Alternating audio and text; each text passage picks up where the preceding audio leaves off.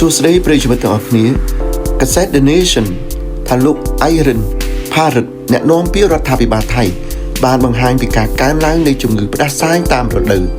ជាង 161,940 ករណីត្រូវបានរាយការណ៍ក្នុងរយៈពេល1ខែរវាងថ្ងៃទី19ខែតុលា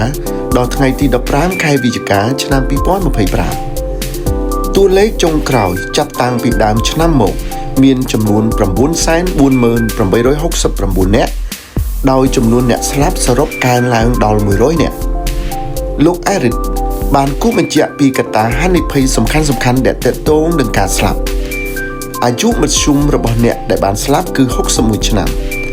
57% នៃអ្នកស្លាប់មានជំងឺមុននិងមានជំងឺមូលដ្ឋានរួមទាំងជំងឺតម្រងនោមជំងឺលើសឈាមនិងជំងឺសួតរ៉ាំរ៉ៃ 94% នៃអ្នកស្លាប់ដែលបានកត់ត្រាទុកមិនមានប្រវត្តិទទួលការចាក់វ៉ាក់សាំងជំងឺផ្ដាសាយទេការកើនឡើងនៃករណីនេះត្រូវបានសន្មតថាជាការប្រែប្រួលអាកាសធាតុថ្មីនេះបន្ថែមពីលើជំងឺផ្ដាសាយជំងឺចំនួន4ផ្សេងទៀតកំពុងបង្ហាញពីនិន្នាការកើនឡើងក្នុងរយៈពេល1ខែដូចគ្នាគឺរាគរូសរលាកសួតការឆ្លងមេរោគផ្លូវដង្ហើម RSV និងការពុលអាហារអាជ្ញាធរក៏សម្គាល់ថាការផ្ទុះឡើងជាចង្កោមកំពុងកើនរីករាលដាលនៅក្នុងបរិយាកាសដែលបិទជិតជាពិសេសនៅក្នុងពន្ធនាគារមជ្ឈមណ្ឌលបណ្ដុំបណ្ដានិងស្ថាប័នអប់រំមេរោគដែលចរាចរណ៍លេចធ្លោនៅតែជាជំងឺ AH3N2 ដែលមានចំនួន 76% នៃករណីដែលត្រូវបានរកឃើញទាំងអស់បន្ទាប់មកគឺមេរោគ AH1N1 និងមេរោគផ្ដាសាយប្រភេទ B ក្រុមអាយុដែលមានអត្រាឆ្លងខ្ពស់បំផុតក្នុងចំណោមមនុស្ស100,000នាក់គឺក្រុមអាយុ5ទៅ9ឆ្នាំព័ត៌មានដោយឡែកមួយទៀតសាលារៀនមួយក្នុងស្រុកភ្នំដងរៈខេត្តសុរិន្ទដែលមានទីតាំងនៅជិតតំបន់ព្រំដែនដ៏តានតឹងជិតប្រាសាទតាមាន់ធំកម្ពុជាបានធ្វើសូមយុទ្ធជម្លៀសដើម្បីរៀបចំសិស្សានុសិស្សសម្រាប់អំពើហិង្សាណាមួយតាមបណ្ដោយព្រំដែនថៃកម្ពុជា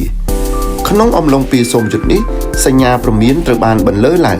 ដែលជំរុញឲ្យសិស្សរត់ចូលទៅក្នុងលេនដ្ឋានក្រោមដីភ្លាមៗដែលពេលចូលទៅខាងក្នុងសិស្សសានុសិស្សត្រូវបានណែនាំឲ្យអង្គុយដោយបន្ទាបក្បាលចុះនិងដៃរបស់ពួកគេគ្របលើត្រចៀក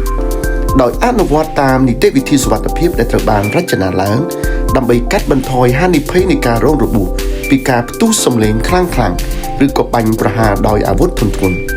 នៅពេលដែលការអនុញ្ញាតឲ្យចេញពីលេនដ្ឋានត្រូវបានអនុញ្ញាតសិស្សានុសិស្សត្រូវតែរង់ចាំនៅខាងក្នុងលេនដ្ឋាន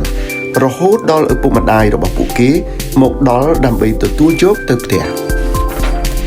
ចំណែកព័ត៌មានទី3ថាតុលាការព្រហ្មទណ្ឌបានផ្ដល់ការពន្យាលពេលជាលើកទី3ដល់ព្រះរាជអាជ្ញាក្នុងការដាក់ពាក្យបណ្ដឹងឧទ្ធរណ៍នៅក្នុងសំណុំរឿងមាត្រា112របស់លោកថាក់ស៊ីនស៊ីណាវ៉ាត្រា